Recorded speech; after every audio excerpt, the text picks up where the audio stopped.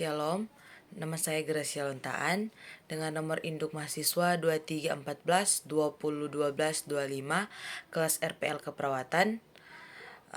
Saat ini saya akan menjelaskan sedikit makalah tentang teknologi informasi dalam keperawatan dan batasan teknologi informasi umum dalam keperawatan dengan mata kuliah Sistem Informasi Keperawatan. Sejarah informasi keperawatan.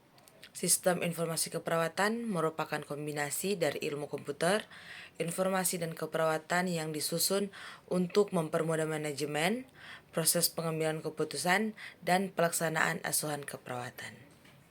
Pengertian teknologi informasi adalah perolehan, pemrosesan, penyimpanan, dan penyebaran informasi baik yang berbentuk angka, huruf, gambar, maupun suara dengan alat elektronik berdasarkan kombinasi antara perhitungan dan komunikasi jarak jauh atau telekomunikasi.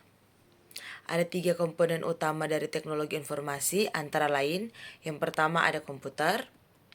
Komputer adalah mesin elektronik yang mampu untuk membuat kalkulasi dengan kapasitas yang besar dan sangat cepat. Yang kedua, ada mikroelektronik yang dirancang bangun atau desain menerapkan produksi dari peralatan elektronik yang berukuran sangat kecil yang terdiri dari komponen-komponen yang rumit.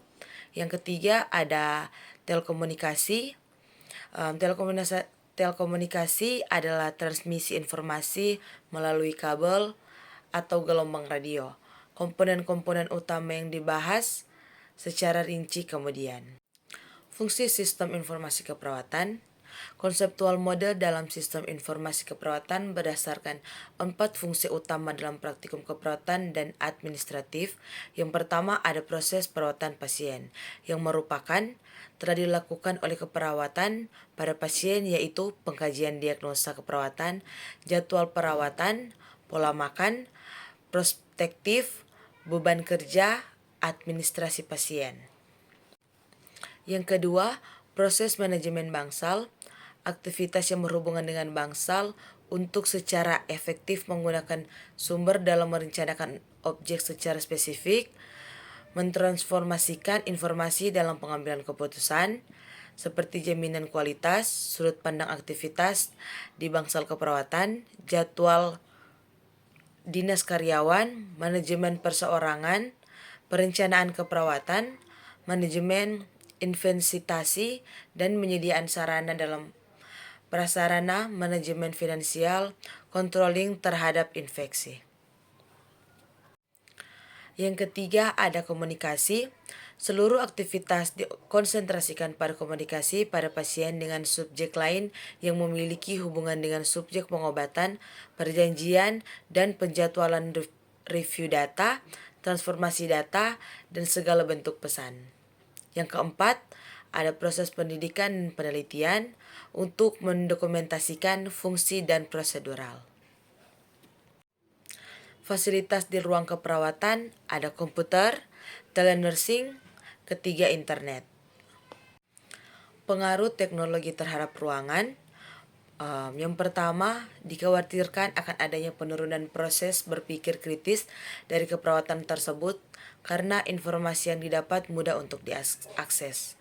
Yang kedua, dimungkinkan pula terjadi penurunan kepekaan antara perawat yang satu dengan yang lain, di antara perawat dengan klien, karena segala sesuatu dapat dilakukan secara online tanpa harus tatap muka. Yang ketiga, ada keterbatasan kapasitas penyimpanan data. Yang keempat, kemungkinan bisa terjadi gangguan teknis diakibatkan oleh virus dan faktor lainnya. Yang kelima, tentunya dokumentasi keperawatan berbasis komputer juga mempunyai kelemahan. Di antara lain adalah kemampuan perawat dalam melaksanakan proses keperawatan dan keterampilan perawat menggunakan komputer. Adapun pengaruh positif teknologi terhadap ruangan sebagai berikut. Yang pertama, penghematan biaya dalam penggunaan kertas untuk pencatatan. Kedua, penghematan ruangan karena tidak dibutuhkan tempat yang besar dan penyimpanan arsip. Yang ketiga, penyimpanan data pasien menjadi lebih lama. Yang keempat, Pendokumentasian keperawatan berbasis komputer yang dirancang dengan baik akan mendukung otonomi yang dapat dipertanggungjawabkan. Yang kelima, membantu dalam mencari informasi yang cepat sehingga dapat membantu pengambilan keputusan secara cepat. Yang keenam, yang terakhir, meningkatkan produktivitas kerja. Sekian dari saya, terima kasih.